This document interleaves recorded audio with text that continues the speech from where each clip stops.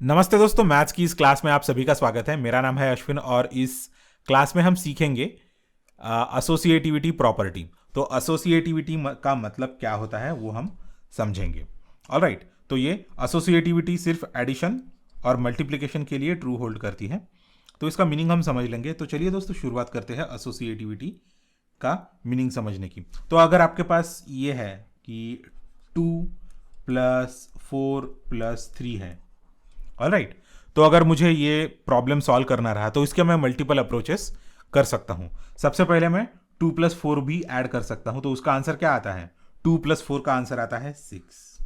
Alright, तो ये जो आया हुआ आंसर है वो 6 और 3 को मैं ऐड कर सकता हूं। राइट, क्या आता है 6 और 3? 9 आता है, 9। ऑलराइट, तो इसको मैं और दूसरे अप्रोच से भी ऐड कर सकता हूं। आप मुझे बोलिए 4+3 क्या आता है? 7 आता है, और ये मैं 2 यहां पे ले लूंगा, तो 2+7 क्या आता है? फिर से 9 आता है। कमाल है, राइट। तो यहां पे हमने ऑर्डर चेंज कर दी है। आप समझिए कि यहां पे मैंने पहले ऐसे गया और अब मैं ऐसे जा रहा हूं। और एक तीसरा अप्रोच है, यूजुअली कोई फॉलो नहीं करता, पर जो लोग अप्रोच फॉलो करते हैं, और हम में और उनमें क्या फ़र्क है कि हम सारे अप्रोच फॉलो करते हैं। राइट, सारे ऑप्शंस हमारे ओपन रखते हैं।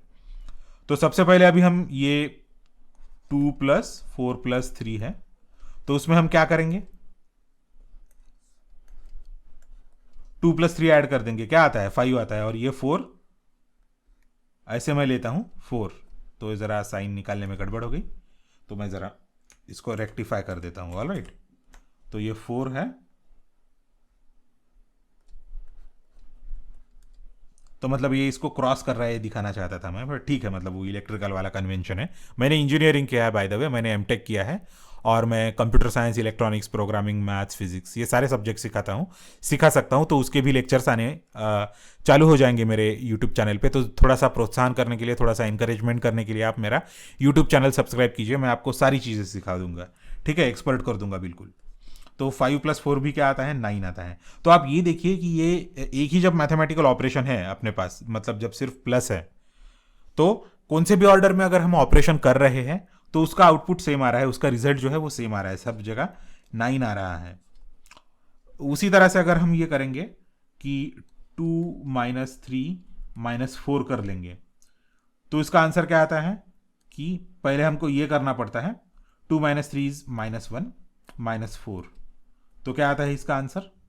-5 आता है। पर अगर हम उसको ज़रा दूसरे अप्रोच से सॉल्व करने की कोशिश करेंगे, ऑलराइट, तो 3 -4 क्या आता है? 2 -1। ऑलराइट, और ये माइनस माइनस प्लस हो जाता है और इसका आंसर 3 आता है। तो ये जो निगेटिव साइन है वो एसोसिएटिव नहीं है। तो आप ये याद रखिए। तो जब तक आपको ये ब्रैकेट्स ना दिए गए हो, आप डायरेक्टली जिस ऑर्डर में आपको ये मिलता है निगेटिव वाला, वो सॉल्व करते जाइए। तो 2-3 करेंगे तो -1 आ जाएगा, और बाद में -4, तो -5 इसका करेक्ट आंसर है। ऑलराइट, तो पहले 3-4 करके बाद में उसका जो आंसर है वो 2 से सब्ट्रैक्ट करने की कोशिश करेंगे तो गलत आंसर आ जाएगा। इसलिए कन्वेंशन ये है कि अगर आपके पास सिर्फ सेम माइनस साइन हो तो आप यहाँ से शुरुआत करेंगे, मतलब ब्रैकेट्स वगैरह नहीं हो तो।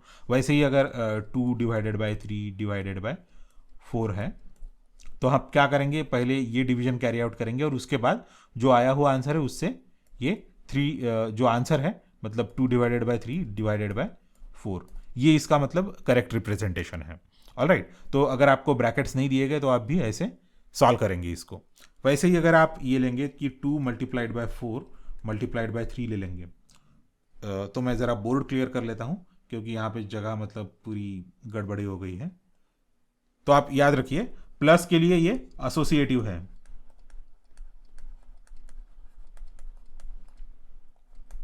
और माइनस और डिवीजन के लिए एसोसिएटिव नहीं है। इसको हम क्या बोलेंगे कि नॉट एसोसिएटिव बोलेंगे। Alright, not associative. तो ये आप याद रखिए। अब हम मल्टीप्लाई के लिए चेक करेंगे। तो अपने नंबर्स क्या थे? 2 × 3 × 4।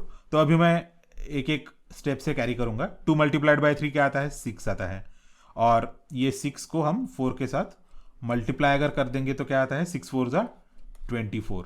सिमिलरली अब मैं क्या करता हूँ कि 2 मल्टीप्लाइड बाय 3 मल्टीप्लाइड बाय 4, इसमें अब मैं क्या करता हूँ 3 मल्टीप्लाइड बाय 4 12 आता है, और 2 ये मैंने नीचे ले लिया, इसको मल्टीप्लाई करता हूँ, फिर से इसका आंसर आता है 24। और अब हम थोड़ा सा नया अप्रोच भी ले लेंगे, तो 2 मल्टीप्लाइड बाय 3 मल्टीप्लाइड बाय 4 ले लेंगे हम। तो इसमें अभी हम क्या करेंगे कि ये 2 और 4 जो है वो मल्टीप्लाई कर देंगे, 8 आता है, और ये 3 है, 8 3 जा 24।